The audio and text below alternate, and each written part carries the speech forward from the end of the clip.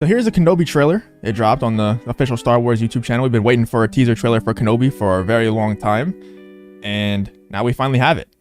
And as you can see, the ratio was looking pretty good on it. 138,000 likes to 9 dislikes. That's pretty crazy. I think a lot of people have been, like I said, it's been very highly anticipated. There's been multiple Twitter accounts made saying, you know, is the Kenobi trailer going to drop? Everyone's just been anticipating this trailer for the longest time, and nothing crazy happened in it. I think we can all agree nothing crazy happened in it. I could have watched this trailer with my eyes closed and had the same emotions that I had watching it with my eyes open. You know, it's mostly the music and the nostalgia, the sounds in it that really got me. But it was cool to see Ewan McGregor as Kenobi again, definitely. And it was cool to see, you know, all the visuals that we had in there. It just wasn't the main draw for me. There's nothing crazy. It was a teaser trailer. I heard that we're going to get Vader and maybe some other people in there, some more interesting characters in there whenever it comes to the second trailer, the official trailer that drops, which it must be pretty soon. We must be getting a lot more Star Wars trailers soon, because we didn't get an Andor trailer. We didn't get a lot of trailers that we thought we were going to get. We didn't get a lot of stuff that we thought we were going to get. But the reaction to this one was mostly positive, I would say. But there are some people out there that didn't like it for some reasons that I think are pretty stupid. And we'll go over that in 1 second. But yeah, 138,000 likes to 9,000 dislikes. So overwhelmingly positive, right? But then we go to this, and here's some of the backlash that this trailer was getting. Ewan McGregor describes Obi-Wan Kenobi as rather broken and faithless and beaten and somewhat given up. Now, if you're a real Star Wars fan and you've been following Star Wars for a long time, you've been anticipating this show for a long time, speculating what this show is going to be about, speculating how Kenobi would act in this show for a long time, like me and like probably everyone watching this in the chat, in the comments, whatever it is, you probably know that this is what we expected Kenobi to be. And also, when it comes to me personally, and probably everyone in the chat, probably everyone in the comments, if Kenobi was anything except for this, you probably would not, that's not acceptable. It's not acceptable for Kenobi to be running around after he probably thinks he still killed his best friend, right? He still thinks he killed Anakin. He just lost all of his other allies, all of his other Jedi friends, to people who he thought were friends. All of them got killed by people who he thought were friends, and they also tried to kill Kenobi.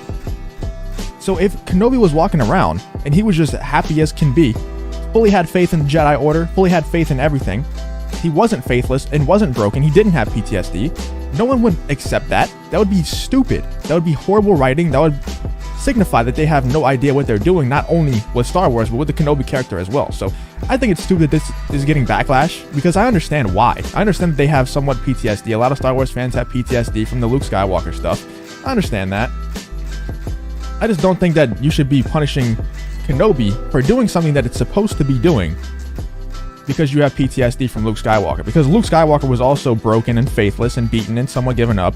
And I understand. He probably shouldn't have been that way.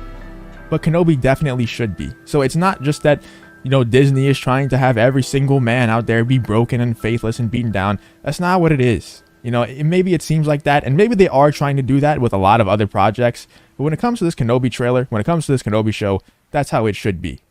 There's no other option. He has to be that way. There's no way that you can be anything else and Star Wars fans accept it. We find Obi-Wan at the beginning of our story rather broken, faithless. We saw that already.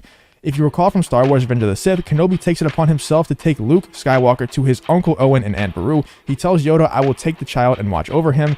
As he is about to depart, Yoda also assigns him the task of training under Master Qui-Gon Jinn. Yoda says, "In your solitude on Tatooine, training I have for you. An old friend has learned the path to immortality," blah, blah, blah. So, I mean, I think most of us, let me know in the comments, let me know in the chat if you think that Qui-Gon Jinn's going to be in the show. I think he has to be. I think that if he doesn't, that's a huge missed opportunity. That's a huge... Disney loves their nostalgia, and that would be a perfect opportunity to give us some nostalgia that actually makes sense in the trailer. It also makes sense in the not in the trailer, but in the show. It makes complete sense for that to be in the show, and it would be a huge moment for us to see Qui-Gon, or to just hear Qui-Gon, because I think in the lore he's not actually able to see Qui-Gon in person. You know, he's not actually able to become a Force ghost, but at least hear Qui-Gon's voice. And that would be really easy to get Liam Neeson to do just a voiceover. That would be a lot easier than getting him to come in person and do it. So hopefully that happens. I think it's definitely going to happen, but that's just me. Kenobi tells Anakin, "You have allowed this Dark Lord to twist your mind, and now you've become the very thing you swore to destroy." I don't know why they're just kind of recapping what happened in Revenge of the Sith, but let's go to some of the Twitter reactions. There were some pretty crazy ones, like I said, that were reacting to this article and other articles that were similar, just pretty much complaining that Obi-Wan is this broken man, which he should be, but mostly it's positive. Mostly it's just people talking about the Inquisitors and the way Obi-Wan looks in it. I think he looks pretty good. I don't know why his beard is so dark in comparison to how it was in Revenge of the Sith.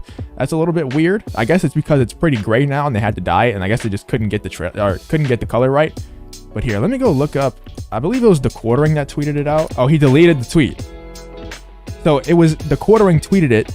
He was the one that was tweeting out this article's headline, a picture of it. And he was saying, yeah, Disney's, taking another man and making them broken, making them beat down. It was that narrative. And Yeti also says, here we go again. And Yeti knows I love him, man. I talk to Yeti like every single day. So I'm not trying to like trash on Yeti. But I said, I wouldn't think it's acceptable if it was anything but this way. He lost everything. He thinks he killed his best friend. All of his other friends were murdered by people they thought were allies. He has to be broken. That's the only option that they have. That's it. He has to be broken. But let me know what you guys think in the comments. Do you think that Kenobi needs to be broken, or do you think that this is just Disney trying to push this narrative, push this agenda that they want all men in Star Wars to be broken and weak, like Luke Skywalker? Because a lot of people out there do think that.